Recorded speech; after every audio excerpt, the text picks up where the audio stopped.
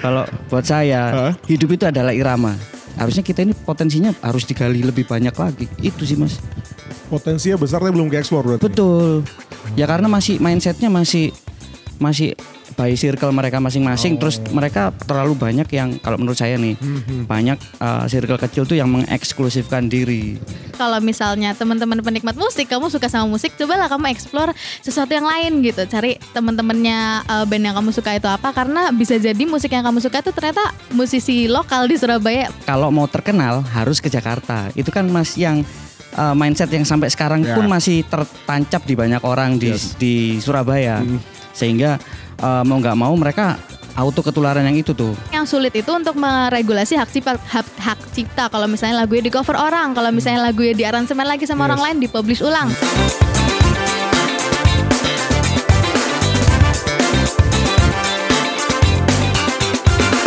Selamat datang di Pulang Siaran edisi Single Fighter ya. Kalau Anda lagi lihat ini dan cuma ngelihat Fadil seorang diri, itu karena Ajib dan Arif belum pulang siaran. Jadi akhirnya saya harus sendirian. Tapi nggak apa-apa, nggak bakal kesepian karena juga sudah ada dua tamu spesial. Ini ada vokalis ini berarti ya? Iya. Wih, Kebetulan begitu. Ada kakak Anya dari Mokacun dan juga ada kakak Jojo dari The Orcas. Siap, betul. Wih, itu dia. Selamat datang di Pulang Siaran kakak-kakak. Selamat datang. Yang bener Jadi dong. host gitu ya. Yang bener dong, kenapa jadi begitu sih. Halo, thank you Selamat sudah diundang. datang. Terima kasih loh sudah menyempatkan waktu buat datang di tengah musim Surabaya yang lagi gak jelas seperti ini ya. Astaga. Tapi ini berarti dua-duanya vokalis band. Iya. Di Surabaya dong basisnya kan? Surabaya, dan betul. di Orcas ya? Iya. Betul. Kok mau sih jadi anak band? Anak Saya band Surabaya itu nggak gak enak tahu. loh Iya. katanya. Nggak tahu itu teman-teman saya ngeracuni tiba-tiba jadi berubah gini. Awalnya apa? Sampai jadi masuk. Di Orcas mulai dari kapan sih Kak Jojo? 2020 2020 kebentuk. kebentuk. Bentuk dari teman main atau gimana tuh? Dari teman-teman main jadi kita sering hangout dan kebetulan tuh anak-anak musik semua. Terus akhirnya mereka memutuskan ayo bikin band. Terus akhirnya butuh vokalis lah. Ya akhirnya saya digeret-geret gitu lah ceritanya. Oke. Akhirnya kita bikin band. Dari vokalis insidental sampai sekarang akhirnya tetap jadi vokalisnya di Orcas ya? Iya malah disuruh bikin karya terus malah. Iya. Ya, gitu. Disuruh bikin karir. Dari 2020 lah. Kalau mau katun kayaknya dari kapan tuh? Kalau Mokacun awalnya dari digital content creator dari tahun 2019. Bener-bener musik juga, ngeband juga, tapi belum sempat manggung karena pada saat itu tuh kan COVID ya. Oh iya bener pandemi ya. Iya, jadi mulainya aktif di YouTube, terus sekarang sudah selesai COVID, akhirnya kita mulai aktif lagi manggung, alhamdulillah. Alhamdulillah. Tapi berarti awalnya bukan band atau bukan apa konsep awalnya? Konsep awalnya tuh digital content creator, tapi lebih spesifik kalau ditanya musiknya Mokacun itu disampaikannya melalui media apa, kami itu banyak bikin music video animasi. Jadi kalau misalnya ditanya dalam beberapa kata itu Mas Satria yang bikin Mokacun itu sering ngomongnya itu sinetron animasi untuk anak muda.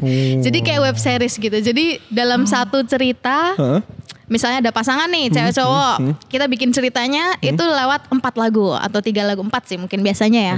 Jadi episode 1 lagu A, lagu B, lagu C, lagu D, itu ceritanya bersambung, terus nanti ada konklusinya, lanjut ke couple selanjutnya, lanjut ke cerita selanjutnya, gitu terus sampai ya udah sampai sekarang kita alhamdulillah. Sampai sekarang sudah mulai manggung lagi. Sampai sekarang sudah mulai manggung lagi. Ini kayak Gorillaz akhirnya menunjukkan muka. Oh iya benar. Iya. Betul. Gorillaz benar. Beda ide aja sih. Tapi tadi belum menjawab loh. Kenapa kalian kok mau terjun di dunia musik? Karena banyak stigma di luar sana yang bilang jadi anak band itu kan gak ada prospeknya. Apalagi di Surabaya loh. Susah katanya. Iya, Kak Jojo betul. kenapa Kak Jojo? Iya kalau saya sendiri kan karena sering awalnya itu kan berawal dari tongkrongan, dari ngobrol-ngobrol bareng sama teman-teman, terus kemudian tuh kan teman-teman tuh yang namanya curhat itu kan banyak tuh. Iya. Jadi ada yang kena kehidupannya begini lah. Ternyata kalau pas lagi curhat terus kita pas bawa gitar itu ternyata jadi sebuah karya. Jadi itu jadi akhirnya wah, jadi kita nggak berpikiran terlalu jauh ke depan kenapa pengen jadi anak band yang terkenal dan bla bla bla, itu kita nggak pikiran itu. Tapi yang penting dari karya ini ternyata itu bisa cure teman saya yang ABC itu Cure. tadi. Jadi akhirnya ya wis kita berkarya terus gitu. Awalnya begitu. Oke, jadi nggak ada pikiran buat ke depan kayak udah santai jalan aja dulu gitu. Jalan ya? aja dulu karena kita terbentuk dengan ketidaksengajaan. Jadi akhirnya tapi ternyata kok ada manfaatnya ternyata buat si ABC ini yang ternyata teman nongkrong kita gitu. Wih, kalau kayaknya gimana kayaknya? Sebenarnya mirip banget sih jawabannya tuh memang karena berkaryanya ya, bukan manggungnya dan cari duit dan performnya ya. Lebih ke berkaryanya mengeluarkan sesuatu dari hati kita lah lebih tepatnya ya. Jadi curhatan kita sendiri maupun curhatan orang-orang itu dibikin melalui lagu. Tapi kalau Mokacun itu kenapa kok menurut aku sendiri itu misi kita kuat banget ya. Kenapa itu membuat kita berlima personilnya Mokacun itu kenapa kok kuat banget dan ya lumayan komitmen lah ya di dalam band ini karena ada misi terselubungnya nih. Karena Mas Satria tuh sering banget bilang bahwa lagu-lagu yang dia bikin itu misinya adalah untuk peremajaan kembali gitu. Jadi kayak kita bikin lagu itu yang polos sesuai perasaannya anak remaja itu harusnya gimana sih mereka dengerin lagunya itu. Masa dengerin lagu western semua yang tentang party atau kan tentang hal-hal yang mereka belum ngerti mungkin ya. Jadi kita bikin lirik itu sebisa mungkin itu yang di bawah 18 tahun gitu yang polos lucu-lucu, gemes-gemes, malu-malu tapi mau gitu. Jadi itu sih yang mendorong kita untuk tetap menjadi musisi ya, masih meskipun itu masih jauh dari sekarang cita-citanya semua anak Indonesia, semua anak remaja di Indonesia dengerin Mokacun itu kan cita-cita yang tinggi sekali ya. Tapi kita mulai dan melihat hasilnya dari komentar di YouTube dan lain-lain, itu sih yang bikin kita akhirnya terus jalan terus karena komentar positif dari anak muda Indonesia yang mengharukan itu. Anak-anak remaja yang tadi ya? Iya, anak remaja. Oke, baik. Tapi karena semuanya based on karya, kalau gitu versinya Kak Jojo, versinya Kak Anya, musik itu apa sih sebenarnya? Siapa dulu nih? Kak Jojo dulu boleh. Anya Aku boleh, mikir dulu Kak. deh, boleh. Oh iya boleh. Oke. Kak Jojo. Kalau menurut saya pribadi nih ya, ini arti musik buat saya nggak berani bilang kami ya, karena kalau siapa tahu gak beda ya. Ya udah gak apa deh. Kalau buat saya, hidup itu adalah irama. Hidup asik. Ini loh. Nah, jadi sampean bisa bayangin nggak? Kayak misalnya nih kita lagi santai-santai siang-siang itu tiba-tiba ada suara azan, nggak ada nadanya gitu ya. Akbar, la ilaha illallah gitu. Ya. Itu kan jadi flat gitu ya. Iya. Wah, terus kayak gitu kalau ada kentungan apa? Gamelan tuh ya. Kalau bunyinya tung gitu kan nggak asik gitu loh. Jadi karena itu melambangkan sebuah hidup. Jadi dan kebetulan kita juga berkarya atas reality yang ada in real life gitu, yang akhirnya dari karya itu ternyata bisa yang tadi itu berimbas kepada teman-teman di sekitar kami, yaitu menurut saya itu penting banget. Musik bagi saya pribadi itu penting banget. Itu dia. Kalau versinya Kak Anya gimana Kak Anya? Keren banget jawabannya, gimana nih biar enggak tuh jawaban tipikal ini ya, baby boomer ya jawabannya, dewasa ya. Baby boomer. Enggak dong, apa Gen Y berarti ya? Enggak dong. Kalau dari versi yang Mokacun gimana? Kak Anya gimana? Mungkin kalau secara personal musik itu warna aja sih. Jadi kita menjalani hidup itu sedemikian rupa. Kadang-kadang tuh kita butuh sesuatu untuk makin merasakan apa yang kita lewati sehari-harinya. Misalnya kita berangkat kerja, mungkin kita senang sama tempat kerjaan tersebut, kita dengerin lagu yang senang juga, yang energetik gitu. Kita dengerin, kita pasang radio yang lagunya bikin kita semangat. Atau kalau misalnya kita lagi tertekan, terus kita butuh lagu buat melampiaskan amarah atau teriak-teriak, kan kita akhirnya bisa mewarnai kemarahan kita itu dengan lagu. Walaupun ya ujung-ujungnya kan kita harus menghadapi masalah tersebut, mau itu patah hati, mau itu sesuatu yang kita khawatir gitu di masa depan. Intinya lagu itu, musik itu fungsinya untuk mewarnai kita biar lebih ekspresif aja dunia itu. Wah, ini jawabannya mantap relate banyak, mantap. Nyambung ya, Doi? Jadi satu band aja lo harusnya. Gak kalah ya? Jangan. Nanti bandnya tinggal satu aja nanti, harusnya dua ya bandnya. Biar tetap dua ya. Tapi kan tadi lah, karena sempat banyak lah kalau kita dengarkan berkarya di Surabaya, di dunia musik Surabaya khususnya, itu kayak banyak banget stigma-stigma negatifnya. Dinamikanya macam-macam, belum pasarnya, belum segmentasinya, belum nanti industri dan lain-lain. Tapi kalau versi teman-teman secara umum dulu deh, Kak Jojo, gimana sih dunia kalau ngelihat soal musik yang ada di Surabaya? Ya kalau sekarang ini kan kalau kita ngomong zaman now ini kan musik jadi makin variatif, terus dunia underground pun jadi pop culture. Nah itu kan ya gitu kan. Terus jadi karena terlalu variatif dan di situ kalau sekarang ini kalau kita lihat zaman sekarang circle-nya mereka itu makin mengecil. Jadi nggak dulu itu kan jadi satu gitu, gede, lebih kelihatan gitu kesatuan. Sekarang lagi mengecil. Nah, yang kalau saya ngelihat sekarang ini butuh saling dukung antar circle tersebut itu ya, apapun genrenya. Sebetulnya tuh kita itu sebetulnya bisa aja saling dukung tuh bisa aja. Tinggal pilihan dari masing-masing skena kecil-kecil tuh. Itu mereka mau dukung atau mereka mau selfish. Nah itu sih, itu yang menurut kita itu bisa jadi efek nanti perbaikan di Surabaya. Jadi kalau saya sih nggak khawatir ya, karena kita nggak ada motivasi untuk bersaing kan ya. Collab malah nih, kolaborasi dong. Jadi kita sih nggak terlalu peduli dengan kenyataan yang sudah terjadi sekarang di Surabaya. Berarti kenyataannya si skena kecil-kecil ini masih belum ya? Belum terlalu kompak kalau menurut saya pribadi ya, dari pengamatan kita. Oke, itu versinya Kak Jojo. Kalau versinya Kak Anya gimana? Sebenarnya sama sih. Aku kalau boleh setuju malah aku setuju sekali gitu. Ini jawabannya Mantap. benar-benar menggambarkan realitanya seperti itu. Memang itu yang dirasakan teman-teman Mokacun juga seperti itu. Sebenarnya kita pingin banget bisa ketemu, kenalan dan bisa sering-sering nyangkruk lah sama teman-teman band lainnya. Tapi memang tidak semudah itu sih. Mungkin kayak ketemu aja itu sulit gitu. Kayak acaranya itu jarang untuk menggabungkan beberapa genre bersamaan gitu. Jadi memang sangat itu tadi kecil circle-nya. Jadi kecil dan banyak dan untungnya sebagai band pop yang nggak punya geng kemana-mana, jadi kita bisa masuk satu-satu. Tapi kita harap sih memang bisa lebih kompak lagi lah ke depannya ya. Oh, tapi ini cukup menarik ya, seperti bilang tadi jarang ada festival di Surabaya yang menyatukan berbagai macam genre. Betul. Jadi cukup terkotak-kotak ya festival yang di Surabaya. Festival event-event gede pun sekarang lebih terangkum di kayak tergenre gitu ya, kayak misalnya underground bikin sendiri, pop bikin sendiri, atau bla bla bla, atau senja bikin sendiri. Itu kan yang sering terjadi di kota-kota besar. Jadi kalau seandainya digabungin pun sebetulnya itu bukan sesuatu yang nggak mungkin ya. Iya ya. Ya begitu sih Mas. Jadi memang karena variatif ya kondisinya begitu. Iya ya. Sebenarnya mungkin itu ada hal baiknya juga sih dari situ. Tapi ya ya nggak apa-apa sih, nggak kenapa-napa sih ya, dinamikanya seperti itu aja. Jadi tidak mesti ini dipandang sebagai hal negatif, cuma memang jadinya tidak kompak, tapi ya nggak apa-apa. Mungkin ini adalah eranya bagi teman-teman pendengar musik yang lagi suka lagu segmented gitu ya. Jadi kan seneng ada ada wadahnya untuk menjadi diri mereka sendiri yang segmented tersebut gitu. Tapi nggak apa-apa sih. Gitu. Jadi ya begitulah. Memang dinikmati berarti dinamikanya ya. Iya. Tapi ada lagi gak sih kalau ngelihat soal dinamika, soal dunia musik Surabaya secara umum gitu kan, ada gak sih kendala-kendala yang dianggap kayaknya ini kalau nggak ada sebenarnya kita bisa lebih gede nih, bisa lebih bersaing nih, ada nggak? Oh iya pasti dong. Apa Jadi itu? sebenarnya kalau kita ngomong potensi dulu deh, potensi band di Surabaya deh.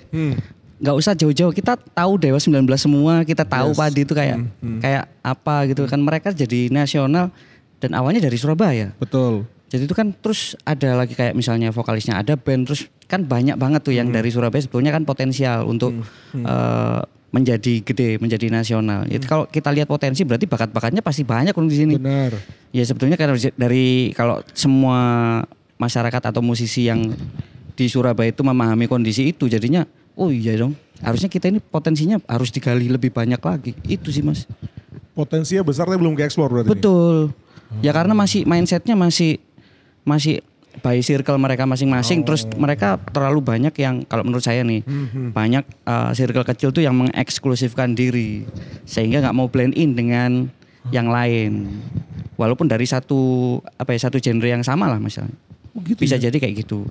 Ya tapi kan ini nggak nuduh ya, ini kan soalnya live ini. Iya. Nggak Bisa nuduh. jadi kan, Iya, tapi kan bisa jadi. Kemungkinan. Oke. Kalau Kak Anya gimana? Ada nggak sih yang ditemuin yang dilihat selama ini? Dilihat selama ini mungkin sebenarnya jawabannya sama juga, tapi itu nggak sepenuhnya di tangan musisi kalau menurut aku ya, karena memang untuk sebuah musik, untuk sebuah skena gitu ya ngomongnya, untuk sebuah skena, sebuah genre, sebuah movement ya dari sebuah band atau dari beberapa band untuk bisa menjadi terkenal atau mencapai di titik itu di skena musik Indonesia, diakui di Indonesia, itu juga perlu peranan media. Jadi memang media musik di Surabaya yang benar-benar serius gitu mungkin untuk mereview dan untuk membesarkan band-band lokal itu sendiri itu memang jarang ditemui. Jadi memang mungkin nggak tahu kalau di orkes ya, tapi Mokacun itu di discover tuh ditemukan sama media itu jarang, media Surabaya. Jadi kita memang menembak ke media luar Surabaya juga gitu, karena memang mungkin interestnya orang-orang Surabaya, apalagi teman-teman media, teman-teman jurnalis tuh belum terlalu interest ke musik, maybe I don't know. Padahal tuh banyak yang menarik dari skena musik Surabaya, walaupun segmented, tapi itu juga merupakan sebuah value sebenarnya. Tapi mungkin ya itu medianya medianya ada tapi segmented atau gimana. Tapi memang menurutku mungkin Mas Jojo mau nambahin? Nambahin jelas. Kenapa Karena ini tuh? Mokatun ini dia listenernya di Spotify itu justru dari Surabaya lebih sedikit daripada kota-kota yang lain. Itu Benar. jadi saya, loh ini gimana sih? Ini orang Surabaya loh. Iya, Ini iya, orang iya. Surabaya loh. Tapi listenernya banyak yang dari Jakarta atau dari mana tuh banyak, kemarin sempat saya ngintip tuh. Oh yang Contohnya. Spotify Wrap-nya keluar ya. Iya pasti. loh. Kok kelihatan loh, kok jauh ya, maksudnya nih kenapa nih Surabaya nggak bisa gitu. Harusnya kan kalau itu mereka punya apa namanya melek bareng-bareng gitu lah. Harusnya di Surabaya pasti lebih tinggi lagi dong. Tuh, jadi yang bersinergi harusnya banyak ya, bukan cuma musisinya doang, tapi lingkungannya juga ya. Betul. Harus ada ya. Oke, baik. Tapi emang itu ya, media musik Surabaya itu susah emang. Iya, begitu. Iya kan, bukannya nggak nerima Mokacun, emang nggak ada kayaknya. Iya. Sangat-sangat terbatas kan emang pilihannya. Terbatas. Nggak tahu, mungkin karena kita balik ke supply and demand ya. Mungkin karena si media ngerasa nggak ada demand yang diinginkan dari publiknya sendiri. Karena kan banyak juga selentingan di luar yang bilang penonton musik Surabaya itu pasaran telinganya. Mereka lebih suka nonton-nonton yang ya udahlah, yang mereka udah tahu, ya udah standar terkenal di mana-mana, itu yang mereka nikmati. Mereka cukup picky kalau buat harus pilih sesuatu yang baru, sesuatu yang mungkin mereka belum tahu. Bener gak sih? Betul. Karena Yes. FOMO. Jadi Iya. mereka cuma ngelihat apa yang ada di sosial media, apa yang ada yang dari mereka tahu source-nya mungkin YouTube atau sosial media. Jadi itu yang jadi acuannya mereka untuk mendengarkan musik. Ya karena circle-nya mereka begitu, ngomongnya ya mereka melakukan itu. Sehingga kita harus lebih sering-sering nongkrong di banyak tempat ya. Iya benar. Atau kalau nggak bisa nongkrong ya nonton banyak hal gitu. Maksudnya media yang kita konsumsi itu kan pasti sebatas apa yang ditunjukkan algoritmanya kita kan. Yes. Berarti kan interestnya sangat spesifik lagi. Udah kita selera musiknya sempit, dipersempit lagi sama menurut Instagram atau menurut TikTok kamu suka lagu apa gitu ya. Jadi memang beda sama zaman kita dulu. Mungkin kita menikmati musiknya ketika kita masih muda tuh di TV dan di radio. Jadi musiknya tuh keblend jadi satu gitu. Jadi semua kita dengerin secara rata. Tapi sekarang dengerinnya segmented. Jadi mungkin kalau misalnya teman-teman penikmat musik, kamu suka sama musik, cobalah kamu explore sesuatu yang lain gitu. Cari teman-temannya band yang kamu suka itu apa, karena bisa jadi musik yang kamu suka itu ternyata musisi lokal di Surabaya. Makanya itu tadi Mokacun banyak listenernya dari Jakarta, malahan dari Surabaya nggak ada. Ya mungkin Ada. ada. Nanti aku dimarahin Mas Satria ya. Tapi kecil gitu ya. Ada kok. Maksudnya bisa lebih banyak lagi, tapi kenapa tidak lebih banyak? Padahal kita selalu manggung di Surabaya setiap minggu. Jadi kan itu pertanyaan besar kan. Terus kemana semua nih orang-orangnya? Jadi mungkin coba dengerin teman-temannya band yang kamu dengerin gitu. Kamu dengerin band ini punya temen Nah, itu kamu dengerin ya? Iya. Itu dia. Sampai bingung. Nah, berarti Mas Satria ini sering banget disebut, ini perannya vital ya buat Mokacun ya. Yes, Mas Satria itu yang menciptakan Mokacun. Luar biasa. Kita datangkan Mas Satria juga malam hari ini sebetulnya. Sayangnya Mas Satria lagi siap-siap buat acara besok. Enggak, udah datang dia di sini. Enggak ada. Ya kita lanjut kalau gitu. Oh, iya. Tadi sempat dibahas soal sosial media juga. Ya kan itu kadang-kadang di satu sisi jadi kayak pedang bermata dua.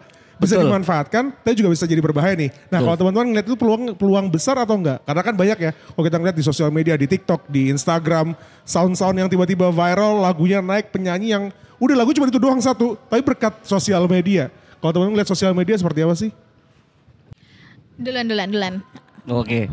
Kalau saya menurut saya pribadi ini kan semua sudah berubah, sudah bertransisi dari pola marketing lagu dari zaman dulu sama sekarang ini kan sudah berbeda jauh. Jadi kalau menurutku pribadi itu sosial media atau platform itu penting banget buat band-band karena ya siapa tahu ada colongan-colongan yang bisa viral gitu, bisa dipakai orang banyak. Itu kan lagu kita jadi bisa didengar banyak orang. Itu ibarat kita itu dapat promosi gratis lah dari mereka-mereka itu. Jadi kesempatan itu kalau seandainya bisa diambil ya why not? Kalau susah ya nggak usah dipaksa gitu ya. Tapi kalau seandainya ada peluang, why not gitu loh. Iya benar-benar. Kalau mau nambahin sih gini ya. Jadi memang itu benefit yang gede banget. Maksudnya itu ngasih musisi siapapun, sekecil apapun kamu, walaupun kamu tuh indie, walaupun kamu sendirian, kamu bisa menjadi sebuah sesuatu yang viral gitu. Tapi menurutku tuh malah kadang-kadang harus merusak idealisme dari band tersebut. Karena apa? Jadi di Instagram, di Twitter, di TikTok itu kan untuk sebuah sound, sebuah potongan lagu untuk menjadi viral kan ada template-nya. Yes. Contoh lagunya harus cepat, harus speed up, harus beat ya, beatnya tinggi lah. harus lebih cepat, terus harus harus bisa dibuat joget atau misalnya potongan kata-katanya tuh harus lucu. Jadi kan akhirnya takutnya nih musisi-musisi itu jadi bikin sesuatu tuh berdasarkan kotak tersebut, berdasarkan kotak apakah ini nanti bisa viral atau enggak, apakah ada di dalam laguku lirik yang potongannya bisa diambil untuk TikTok, apakah ada yang cukup catchy untuk dipungut anak muda untuk dijadiin meme atau cukup catchy untuk orang-orang tua buat dijadiin bahan buat joget misalnya. Jadi akhirnya kita jadi terpengaruh sama apakah itu akan memuaskan bagi orang-orang yang nonton TikTok dan juga Instagram gitu. Sebenarnya memang sebagai musisi kita yang paling enak kita kalau boleh nih berkarya sesuka hati, terserah orang mau ngambil potongannya yang mana kan. Tapi sebagai musisi yang juga harus berotak bisnis karena supaya kita pengen tumbuh kan kita juga harus mencari pendengar kan. Betul. Akhirnya jadi itu terinfluence akhirnya jadi terinfluence untuk mencari viewers dan listeners dibandingkan untuk menjadi diri sendiri dan menyampaikan pesan apapun itu. Karya yang tadi dibilang perasaan-perasaan yang butuh disampaikan itu. Ini cukup keras ya berarti ya. Cukup keras loh Jawa. Anak hardcore ini, anak hardcore. Ternyata ya. Tapi anti gak sih sama orang-orang yang one hit wonder? Kalau dulu one hit wonder kan memang karena dia sekali masuk chart setelah dia nggak masuk lagi. Sekarang ini one hit wonder dia dipakai dalam satu kali tren setelah dia hilang. Betul. Anti gak sih teman-teman sama yang kayak gituan? Iya. Gimana? Anti gak? Anti, nggak apa-apa sih rezekinya sih. Gitu doang. Kalau menurut gue sih rezekinya aja. Kalau kita sih kan itu kan udah rezekinya orang, jadi kita nggak ikut campur lah, bukan haknya kita. Tapi yang sangat disayangkan ketika mereka udah naik, tapi mereka nggak punya karya-karya yang untuk ditampilkan kembali. Jadi dia nggak bisa continue, itu kan sebetulnya bukan salahnya audiens, salahnya yang ngambil. Jadi one hit wonder itu kan karena dia preparationnya seberapa gitu aja. Benar-benar, ibaratnya dia lagi berkarya nih, terus dia dikasih sebuah mukjizat, dia dikasih spotlight. Tiba-tiba secara ajaib, tapi kalau misalnya kamu nggak bisa keep up dengan itu, nggak berkarya ya percuma, sayang. Akhirnya kamu jadi menyia-nyiakan kesempatan yang diberikan sama kamu, padahal orang lain udah ngejar-ngejar itu, berusaha keras agar bisa berada di spotlight itu, kamu dapat dengan cara mudah. Kalau misalnya nggak bisa keep up dengan itu, ya sayang. Oh ini nih. Tapi kalau kita ngomongin soal tadi ya, soal keep up dan lain-lain, tetap continuity-nya tetap dijaga dan lain-lain. Sebenarnya kalau tadi kan seperti kasih contoh soal Dewa, soal Padi. Ini adalah salah satu contoh yang memang luar biasa dari Surabaya, bisa nationwide, bisa worldwide juga. Iya. Tapi satu sisi kayak cukup miris sebetulnya. Karena setelah itu nggak ada discontinuity lagi, nggak ada kelanjutan lagi, nggak ada lagi band-band Surabaya bisa mencapai di taraf itu. Karena kebanyakan, nggak tahu ya kalau di era aku sih, kebanyakan band-band Surabaya itu umurnya nggak panjang. Mentok tuh 5 tahun setelah itu mereka hilang, nggak tahu kemana. Betul. Apa sih jadi masalah dalam proses kreatifnya teman-teman sebenarnya untuk melanjutkan karir sampai lama, gimana mau terkenal kalau mau 2 tahun 3 tahun hilang kayak gitu. Ya, Apa sih yang jadi kendala sebenarnya? Jadi kalau saya sebagai pengamat ya, karena berkaryanya kan barusan ini ceritanya ya. Berkaryanya barusan, pengamatnya udah lama dong. Pengamatnya udah lama berarti iya. Karena mereka itu kan yang kayak nama-nama gede kayak Dewa, kayak Padi itu kan masih pakai pola marketing lama, jadi kalau mau terkenal harus ke Jakarta. Itu kan yang mindset yang sampai sekarang pun masih tertancap di banyak orang di Surabaya. Sehingga mau nggak mau mereka auto ketularan yang itu tuh. Nah itu. Terus kenapa band Surabaya itu nggak bisa sustain, nggak bisa lama? Ya itu karena contoh nih misalnya gitarisnya Dewa nih. Kita ngomong Dewa nih. Ngomong Dewa. Kebetulan gitarisnya Dewa itu kan ada dari band indie yang namanya Fox. Itu yang akhirnya pindah ke sana. Nah kalau personilnya udah ke sana satu, terus yang ini gimana? Ya kayak gitu-gitu. Jadi emang banyak talenta-talenta itu yang secara individual pun juga dia memutuskan untuk pergi ke sana, sehingga dia nggak bisa mupuk apa yang ada di sini. Itu jadi banyak problem tuh di ranah seperti itu. Apapun itu sih, maksudnya ya dari gitaris, ya dari vokalis. Banyak kejadian yang seperti itu yang dari kita tahu ya, dari ngamatin sok-sokan nih. Iya. Jadi Jakarta sentrisnya masih kuat. Jakarta sentrisnya masih kuat. Nah, kebetulan padahal di sini sendiri kalau kita ngomong potensi dan kita bisa pupuk di sini, sebetulnya sama-sama aja. Apalagi sekarang pola marketing dan pola penyebarannya kan udah beda. Di sini kalau kita udah bisa maksimalin digitalnya yang ada di kita kan, sama aja, kita nggak usah pergi ke sana, sebetulnya udah aman-aman aja. Kalau kayaknya gimana ngeliatnya? Kenapa sih kok jarang ada yang long lasting gitu? Aku mungkin nggak bisa ngasih pendapat sebagai pelakunya ya, karena barusan aja bermusik gitu, Oh, iya, jadi iya. masih newbie. Tapi sebagai pengamat juga nggak punya opini karena tidak mengamati tapi nggak seprofesional ini ya. Enggak ini sotoy ini sotoy. Ya, Dimarahin penonton. kenapa nggak sustain? Masih belum bisa ngasih jawaban karena nggak bisa mewakili siapa-siapa juga jawaban dari aku ya. Tapi ya aku merasa itu nggak specifically teraplikasikan ke musisi di Surabaya aja. I think semua musisi punya Yes. permasalahan tersebut.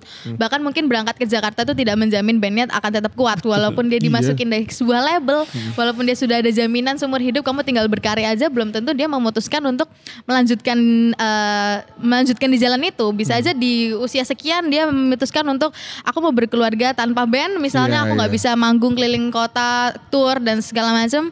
Intinya untuk bermusik itu memang nggak hanya harus berkarya aja, sulit kan. Kita harus menjadi performer juga. Itu komitmen yang paling sulit untuk dipenuhi sama personil band. Jadi aku rasa mungkin permasalahannya ujung-ujungnya ke situ. Ibaratnya balik lagi ke rumah gitu, balik lagi ke urusan hati kita. Kita pasti akan selalu memilih keluarga di atas segalanya gitu sih. Mantap. Wih aku terenyuh ini. Aduh. Tolong disembuhkan dong pakai lagu bisa nggak kira-kira? Oh, ini. Berarti malam nunggu nongkrong malam ya. Yes.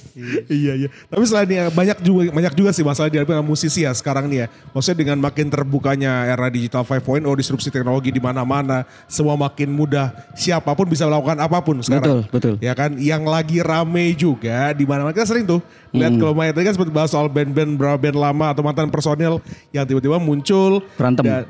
sama bandnya yang masih aktif karena lagunya dipakai lah soal ya royalti dan hak cipta.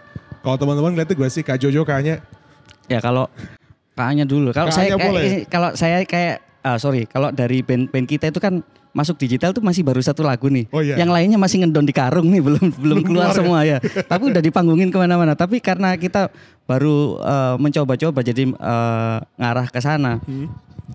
Sebetulnya ya apa namanya? Kita mesti pede aja sih sebetulnya. Si tadi lagu kita tuh ngomongin. lo dipakai. Oh iya, hak cipta. Hak cipta, Aduh, royalti. aku tiba-tiba lupa ini.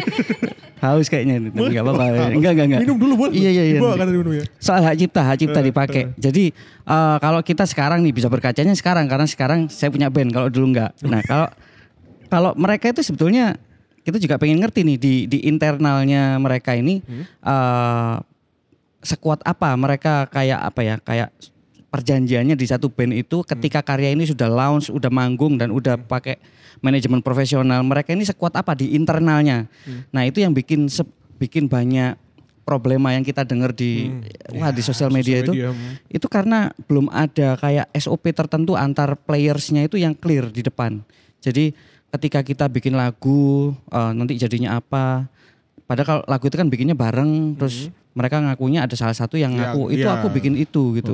Nah itu kan juga nggak 100% benar juga. Yang jadi kayak kalau saya ngerti yang di waktu kita upload di Spotify itu kan ada kayak pembagian yang kreditnya. Nah itu jadi sebetulnya dari situ tuh sebetulnya kuat banget ya. Cuman karena saat itu mungkin belum zamannya Spotify ya, belum zamannya Spotify dia perfect bagi kayak gitu. Jadi mereka harusnya maksudnya tuh secara DIY-nya kan harus bagi tugas nih. Oh ini persentasenya berapa. Kalau mereka udah clear di awal, rasanya mau ke belakang mau ngapa-ngapain aja kan terserah apa namanya ya, sesuai sama peraturan yang dibikin di internal. Terus dari awal. Ya kalau kita telusuri lagi yang berantem tuh kan mungkin saat itu Spotify mungkin belum muncul ya. Paling ya YouTube atau apa. Jadi kan mereka punya legal sendiri. Karena mereka udah jalan profesional. Oke, jadi masalahnya bisa dihindari kalau dari awalnya udah clear sebetulnya. Iya, kalau dari internalnya. Tapi kok sekarang dari Spotify itu justru lebih gampang lagi karena udah kebagi. Yang ini persentasenya berapa ketika ini itu bisa jadi acuan manggung, ngeband. Jadi acuan. Udah banyak stok di Spotify nih. Kalau dia banyak, kalau saya baru satu. Gimana? Kalau masalah itu memang harus didiskusikan di awal benar. Jadi apalagi ketika lagunya itu dibentuk sama beberapa orang ya. Di Spotify itu memang sudah detail, tapi harusnya sih nggak Spotify aja ya. Harusnya semua DSP sudah mulai terbuka soal itu. Jadi spesifik liriknya siapa, lagunya dari siapa, terus komposisinya kalau misalnya ada atau aransemennya baru itu bisa dijabarkan secara detail. Dan kebetulan di Mokacun itu ada band agreement-nya, jadi memang kita juga udah menandatangani klausa-klausa gitu karena ini memang sebuah band serius yang kita nggak mau ada apa-apa di masa depan. Mau terkenal maupun enggak, maksudnya di titik manapun kita menghadapi apapun itu, kita sudah menghindari dari awal nih ada benar-benar kertas berisi klausa-klausa tersebut yang kita setuju di awal. Nah, tapi memang soal hak cipta itu regulasinya memang kurang banyak disosialisasikan ke teman-teman musisi. Karena di Indonesia musisinya itu banyak yang indie aku rasa. Karena apalagi sekarang bikin musik gampang banget. Kamu bisa rilis sendiri, kamu nggak harus intinya proses untuk membuat lagu kamu tuh bisa didengarkan seluruh dunia tuh gampang banget. Kamu bisa melakukannya dalam 1 malam. Itu benar-benar gampang. Bahkan gratis. Tidak perlu biaya apapun kamu bisa menjadi musisi gitu. Jadi untuk berkaryanya itu sendiri gampang. Yang sulit itu untuk meregulasi hak cipta. Kalau misalnya lagunya di cover orang. Kalau misalnya lagunya di aransemen lagi sama orang lain, dipublish ulang.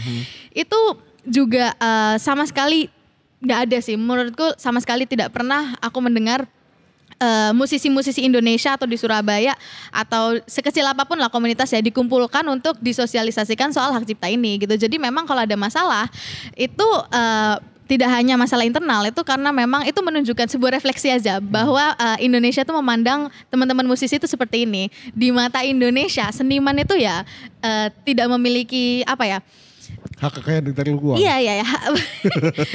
Ya musisi itu dipandang kayak dia berkarya, dia bebas gitu di luar hukum gitu. Padahal sebenarnya yang kita ciptakan itu juga bisa dikomersilkan. Jadi itu urusan materi dan sebenarnya itu memang hal yang nyata di depan mata. Sebenarnya kalau misalnya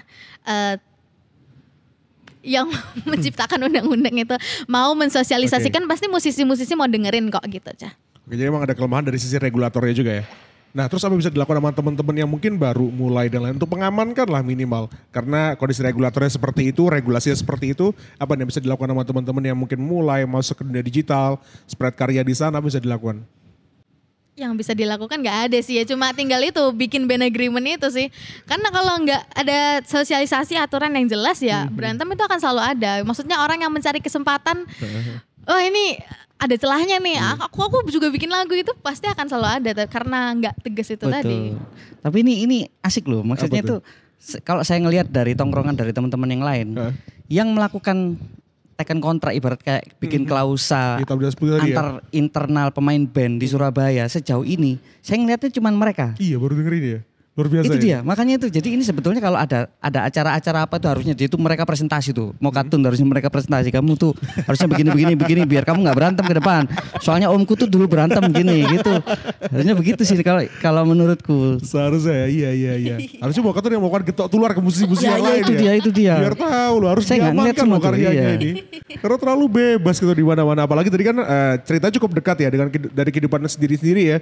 Dari kehidupan personal, dari curhatan, bahkan dibikin berseri juga. Kita boleh ngintip dikit nggak? Tadi di Orkas sempat ngasih teaser satu lagu udah di Spotify, udah launching di playlist digital. Udah launching itu media belajar kita sih. Gimana sih bikin lagu jadi kebetulan.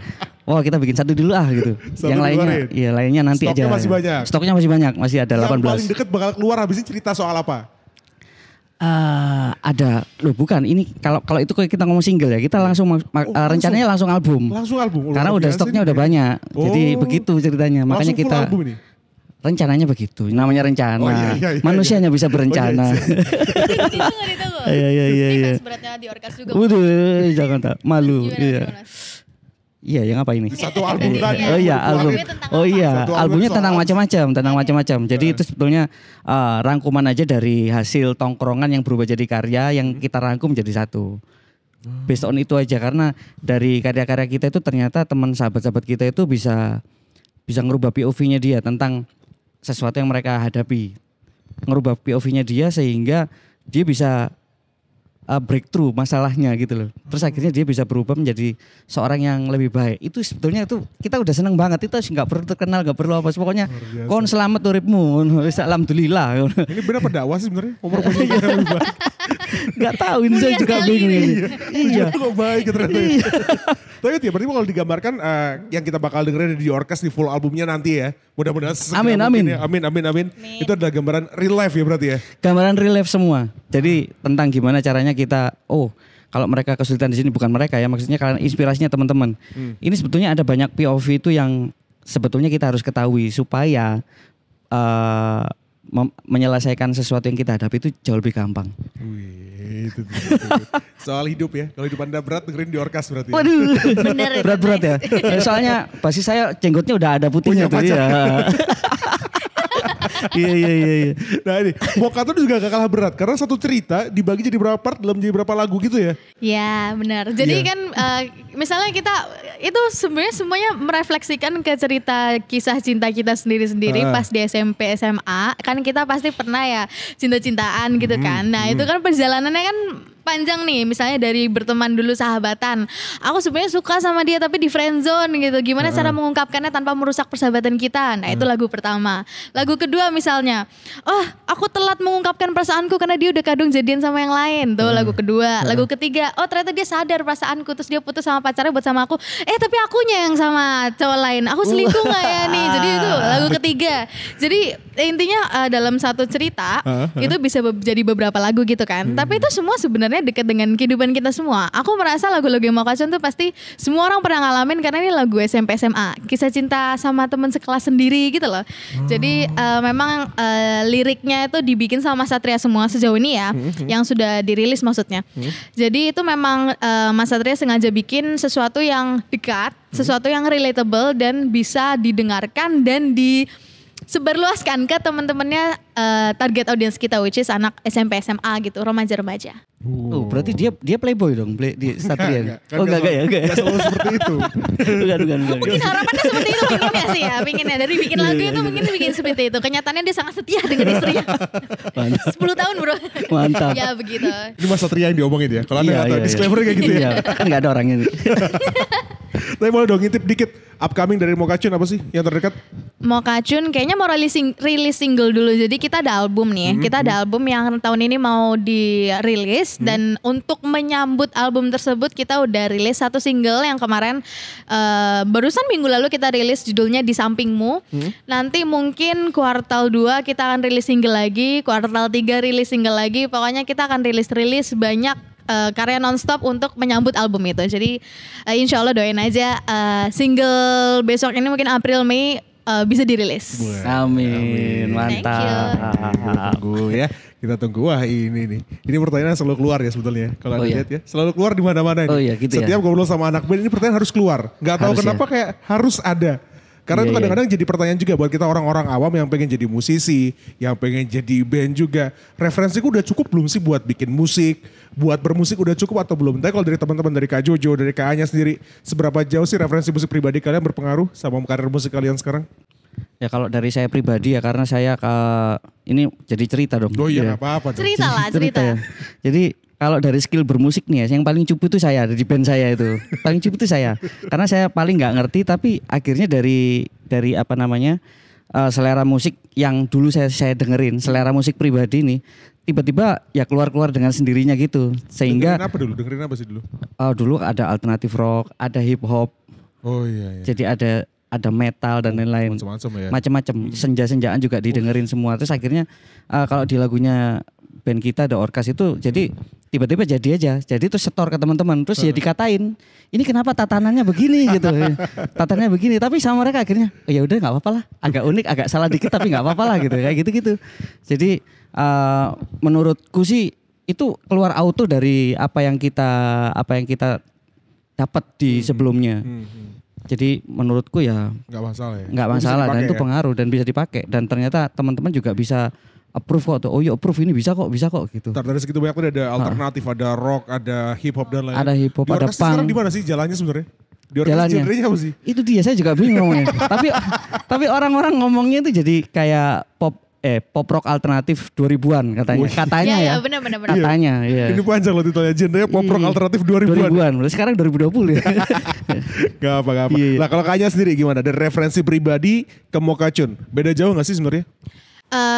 Mungkin kebetulan beda jauh ya, tapi itu tidak menghentikan aku dari bikin musik juga bareng sama yang lainnya. Sebenarnya yang lainnya pasti semua personel punya masing-masing preferensi sendiri-sendiri. Lagu yang mereka dengerin mungkin bukan lagu centil anak remaja sekarang ini, tapi itu tidak menghentikan kita untuk bisa berubah dan menjadi karakternya Mokacun sih. Jadi kita itu tidak, meskipun kita punya selera sendiri-sendiri, itu tidak menyulitkan buat kita untuk bikin lagu centil, lagu malu-malu kucing, lagu anak SMA yang menye-menye gitu.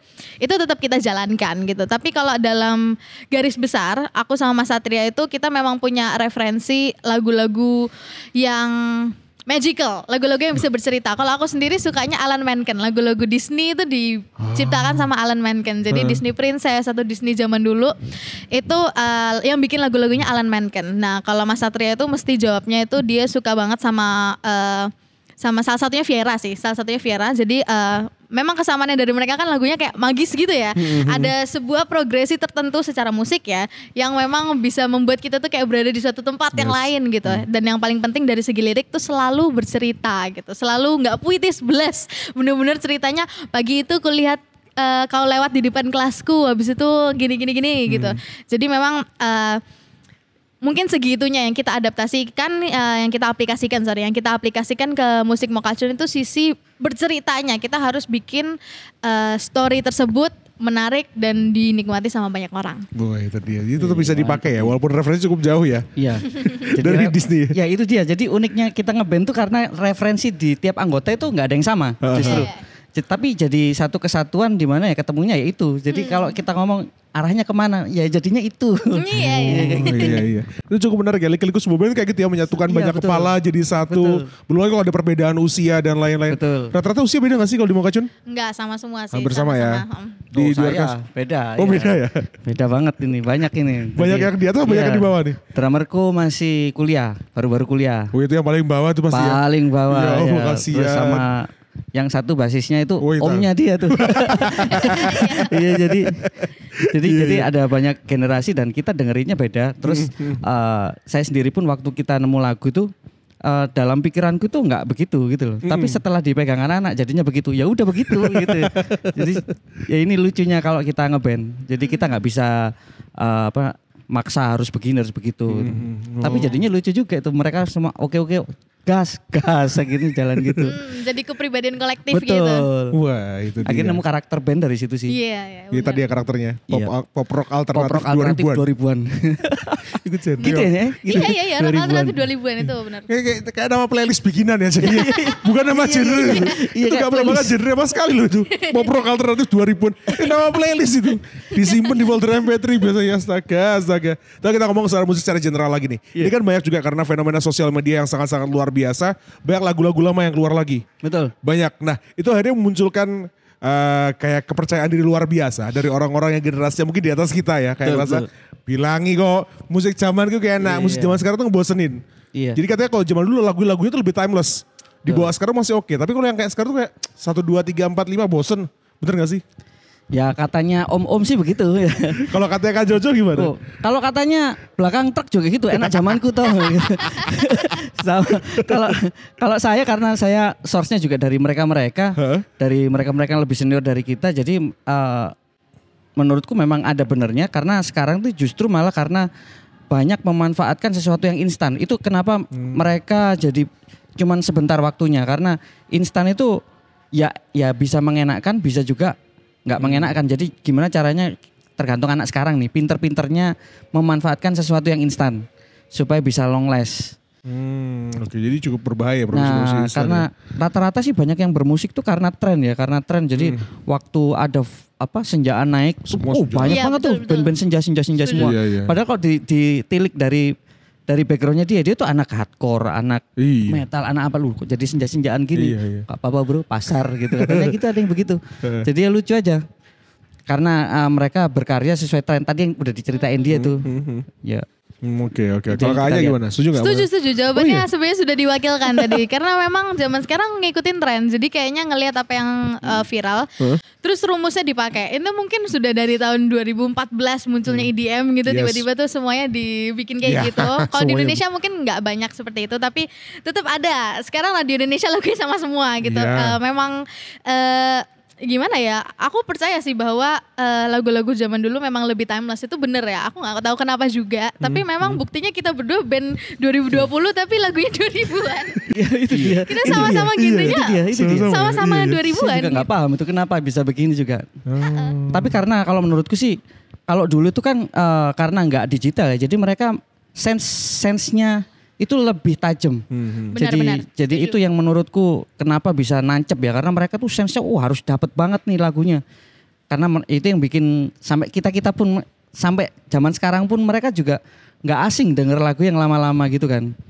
Dibandingkan karya-karya baru. Kalau karya-karya baru dengan instan ya itu, kalau kita aplikasi gampang banget loh, itu aplikasi bikin gini udah jadi. Tapi kan sense-nya untuk nemu kunci dan lain-lain atau habis ini kemana, habis ini itu yang menurutku sih itu gampang tapi susah kalau gimana caranya bisa sustain. Mungkin gimana caranya bisa unik karena jadinya akhirnya lagunya sama seperti banyak teman-teman lainnya, banyak saingan rival lainnya gitu loh. Karena ngikutin tren itu tadi, padahal mungkin kalau dengerin diri sendiri, giniin hati kamu sendiri atau jiwa kamu sendiri atau dari tongkrongan sendiri gitu.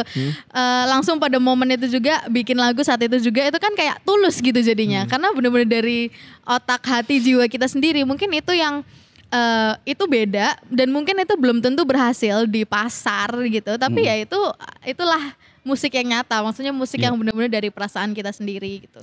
Apalagi sekarang tambah zaman AI. Iya, tambah lebih gampang lagi. Gampang lagi. Gampang. Ketik aku pengen lagu ini, selesai. Liriknya bisa dibikin sama Waduh. Sekarang bisa tinggal download, beatnya ada, bassnya ada, semuanya sudah template gitu. Kita tinggal menyusun aja. Tinggal nempel-nempel aja. Effort cuma di situ doang ya sekarang ya. Ya kalau menurutku kan alat-alat untuk mempermudah itu sebetulnya bisa kita jadikan tools ya. Betul. Atau senjata ketika kita sudah punya matangan yang nggak bisa di AI ini. Harus ada matangannya dulu, harus ada musik tongkrongannya dulu, harus jamming dulu, baru pakai tools-tools itu. Baik. Karena sudah disebutkan juga kalian harus membantu kita semua kalau gitu, yang lagi nonton pulang siaran ini untuk menambah khasanah permusikan, musik-musik tongkrongannya. Oke, jadi aku bakal nyebutin satu tema, kalian sebutin lagu yang paling oke dilakukan waktu itu. Contoh, lagi hujan paling enak dengerin lagu apa, masing-masing, kayak gitu ya. Oke, sudah kebayang ya? Waduh, ini berat. Nggak usah cepet-cepet kan, bukan kuis, nggak usah. Nggak cepet-cepet kan bukan kuis. Lagu paling enak dengerin waktu lagi nyetir jauh, versinya Kak Anya. Lagi nyetir jauh. Lagi jalan. Ini dari aku. Lagi nyetir jauh ya. Misalnya kita naik mobil nyetir jauh, dengerin lagunya Celia Noren. Itu dia barusan rilis album, lagunya tentang Surabaya. Itu kamu pasti inget rumah. Bagus itu lagunya. Oke, boleh. Kak Jojo. Kalau saya dari Mew, Comforting Sound. Mew ya. Langsung kelihatan ya, umurnya jauh ya Tia. MEW, oke. Asik tuh. Pernah main di Surabaya waktu itu ya? Pernah 2 kali. 2 kali. Saya depan sendiri. Kencet orang gitu. Oke, itu kalau lagi nyetir jauh. Lagu yang paling enak dengerin kalau lagi kangen rumah, yang lagi kuliah di luar kota, lagi kerja di luar kota, ini apa yang paling enak didengerin? Kak Jojo dulu gantian sekarang. Saya duluan. Ya. Kalau saya dari John Mayer, Gravity. Kan kalau Gravity kalau kita lompat kan masih balik, rumah balik. Gravity, sebuk gitu balik lagi. Sangat saintifik gitu. Iya, makanya kan kita kan nggak kemana-mana, Surabaya aja ya. Terdengar logis tapi nggak gitu ya. Iya, set. Enggak, tapi bener sih John Mayer sangat-sangat homey gitu ya. Iya, Gravity. Mungkin apa ya? Kayaknya gimana? Kangen rumah. Apa Michael Bublé? Jawabannya karena ini terinfluence jawabannya Mas Jojo ini. Iya, sama nggak apa-apa, tenang aja. Ya begitu sih, kangen rumah. Kalau kangen rumah tuh aku merasa nggak bisa rekomendasi karena rumah bagi kita semua tuh beda-beda. Pasti ada lagu yang mengingatkan kamu sama orang tuamu, sama saudara kamu. Contoh, kalau sama orang tua aku suka dengerin Toto, aku suka dengerin Earth, Wind and Fire. Kalau kangen sama adekku aku suka dengerin K-pop. Kalau denger sama pacarku aku dengerin yang lainnya gitu. Jadi memang rumah itu tergantung kamu lagi kangen sama rumahnya siapa. Yang mana ya? Iya, rumahnya yang mana. Oke, boleh. Rumahnya siapa? Tapi kalau lagu yang bisa bikin Kak Anya dan Kak Jojo langsung moodnya naik, langsung joget apa? Joget, ini joget apa dulu nih? Joget ya goyang-goyang lah. Kalau two step gini juga joget itu ya. Ya boleh dong, nggak apa-apa. Two step boleh, mau bebas, mau musik juga joget tuh. Apa? Kak Jojo? Saya dulu. Kalau saya ini Basket Case dari Green Day. Wah langsung lompat-lompat itu nggak jelas itu. Benar. Yes. Oke, kalau Kanya? Kalau aku lagunya ini juga lagu timeless. Ini lagu lama sih. Hah? Dari Electric Light Orchestra. Judulnya Mr. Blue Sky. Masih. Itu lagunya sering ditemuin di film-film. Jadi mungkin nggak tahu judulnya tapi pasti tahu lagunya. Tapi itu lagu yang benar-benar uplifting banget, bikin kita menikmati hidup itu. Oke. Kuncinya ya dengerin Tapi lagu harus itu. harus joget loh. Jogetnya gimana tuh joget? Joget, ding ding ding. Oh, iya. Ada di film, ada Itu di kan Guardians ya of the udah. Galaxy, lihat aja jogetnya. Kenapa orang disuruh joget? Gak usah. Pertanyaannya joget loh. Iya, Oke. Tapi kalau satu lagu dari teman-teman sendiri yang paling dekat deh, circle paling dekat yang harus dengerin dari band Surabaya, lagu apa sih? Dari band Surabaya. Dari musisi Surabaya. Kayaknya dulu. Dari musisi Surabaya. Selain tadi Selianorin udah disebut soalnya. Selain Oke, Selianorin. oke. Siapa ya? Kalau Siapa musisi dong? Surabaya. Siapa dong? Selain diri kita sendiri juga. Iya, oh boleh. Selain diri sendiri, enggak dong, selain diri sendiri deh, ntar. Selain diri sendiri, musisi Surabaya. Sebentar pikir dulu. Ini nggak ada moodnya. Ini gimana Nggak caranya ada aku moodnya. Cuma ini menyampaikan? harus dengerin sama orang-orang di Surabaya, orang-orang di luar Surabaya harus dengerin ini semua. Oke. Ini mungkin tergantung moodku aja ya. Maksudnya kebetulan banget Yes. beberapa minggu terakhir aku lagi dengerin band ini. Bandnya judulnya Daily Dose. Lagu yang catchy banget itu judulnya Time Bomb. Itu popang Surabaya yang aku seneng banget sekarang. Mungkin lagi kebetulan aja aku dengerin makanya jawabnya itu ya. Tapi memang aku merasa kalau senang popang harus dengerin Daily Dose. Daily Dose. Oke. Kak Jojo. Kalau menurutku nih dari band Surabaya yang harus didengerin anak muda di Indonesia, bukan di Surabaya aja situ. Anak muda di Indonesia. Apa tuh? Lagunya bandnya namanya Day for Uncle Sam, judulnya Stoic. Oh. Wah, Stoic. Kayak liriknya nih, do I try so hard untuk jadi impresif. Wah, itu anak muda seluruh Indonesia tuh harus denger. Stoic ya judulnya. Stoic judulnya Stoic. Ini keren, liriknya juga keren. Day for Uncle Sam. Day for Uncle Sam. Ini Arek Wawan udah Surabaya. datang Wawan. Drummer Mana? ya? Nggak ada dong. Mana? Masa ngapain Oh, iya. Wawan kesini? Nggak Oh, iya, usah. Wawan ya. Nggak ada. Tetanggamu paling itu ya. Bukan dong. Iya. Oke. Nah Gitu sekarang aku mau nanya ini tuh sebenarnya jawaban di Orkes sudah pasti sih ya. Satu lagu di Orkes yang harus dengerin apa? Satu lagu. Hey Nana. Hey Nana. Hey Nana. Oke. Hey kalau Nana dari- sekali dengerin pas sudah hafal bagus banget. Langsung Asik, nempel ya. makasih. Kalau lagu yang Langsung Mokatun, nempel. Iya. satu lagu dari Mokatun yang harus buat kenal sama Mokatun lagu apa? Untuk kenal sama Mokacun yang barusan kita rilis kemarin minggu lalu judulnya Di Sampingmu. Udah ada music video juga, langsung cek aja ke YouTube. Masih animasi juga? Oh enggak. Oh, Ini enggak dong. music video kebetulan kita syuting beneran di Wih. Surabaya nih. Gitu. Oke baik, di sampingmu dan juga Hey Nana tadi ya. Hey Nana. Tadi ya mudah-mudahan ya lumayan lah buat ngisi-ngisi playlist kita buat nambah biar ada refreshment juga. Tapi ini kan juga bertepatan dengan Hari Musik ya, Hari Musik Nasional. Ada harapan gak sih secara keseluruhan buat secara general aja deh buat industri musik yang ada di Indonesia? Kayaknya Kak Jojo. Kalau dari saya untuk semua teman-teman yang ada di Indonesia yang bermusik, teruslah berkarya, teruslah bermanfaat untuk Indonesia. Sudah. Keren. Nice. Kayaknya gimana Kayaknya? Kalau aku mungkin untuk musisi yang belum jadi musisi, calon musisi ya. Wih, Karena apa aku tuh? tahu walaupun musisi di Surabaya, di Indonesia itu banyak, lebih banyak lagi yang sudah bikin lagu tapi nggak berani nge-publish. Jadi mungkin pesanku untuk mereka-mereka itu, 2 tahun yang lalu aku adalah kalian, belum berani liris lagu. Terus akhirnya karena buntu, karena itu COVID ya, aku rilis aja walaupun itu jelek di mixing mastering sendiri. Aku rilis dengan kondisi jelek, akhirnya dikritik orang-orang, tapi dengan cara itu justru aku kenal sama mereka yang mau bantuin aku, yang mau bawa aku, yang mau ngajak aku ngeband sampai di titik ini itu karena aku berani nge-publish sejelek apapun karya kamu, itu pasti akan mendatangkan kamu ke kesempatan-kesempatan yang lebih besar lagi di kedepannya.